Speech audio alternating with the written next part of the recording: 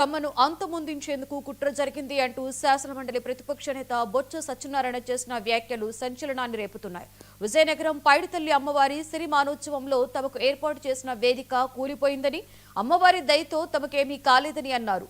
తమను అంతం చేయాలని ఎందుకు చూశారని ప్రశ్నించారు. ఈ ఘటనను గవర్నర్ దృష్టికి తీసుకువెళ్తారని, ఈ కుట్ర వెనుక ఎవరెవరున్నారో తేలాలని ఆయన వ్యాఖ్యానించారు.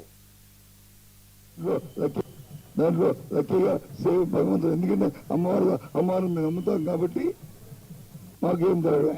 భగవంతుడు అమ్మవారికి వీరు కూడా నమ్ముతారు కాబట్టి ఈ చిన్న దీంతో బయటపడ్డాం. ఎందుకు మా మీద వ్యక్తిగతంగా అంత కక్ష ఎందుకు? మమ్మల్ని అంతమొందించాలన్న ఆలోచన ఎందుకు వచ్చింది మీకు?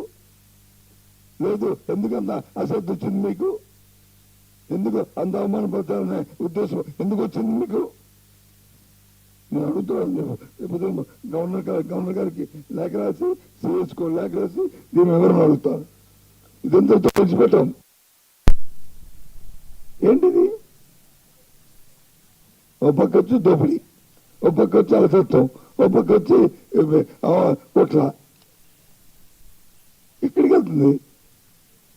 ఇది ప్రజాస్వామ్యంలో ఇది భావ్యమా? ఇది డెమోక్రసీలో ఇదే? ఇటువంటి విషయాల్ని ఉపేక్షిస్తే సొసైటీకి సమాధానం నష్టం. దీని వెనక ఎవరున్నారో, ఎందుకు జరిగిందో అవన్నీ కూడా బయటకు రావాలి.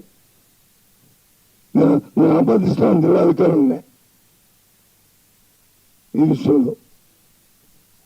చూస్తున్నామండి. పని ఏమైనా అయిందా అంటే ఏం కాదు. అక్కడ ఎవరెవరో ఎటు సరే రాజకీయ నాయకుడికి వచ్చి వాళ్ళ తాలూకా వ్యక్తిగత కోరాలు, వ్యక్తిగత ఆలోచన.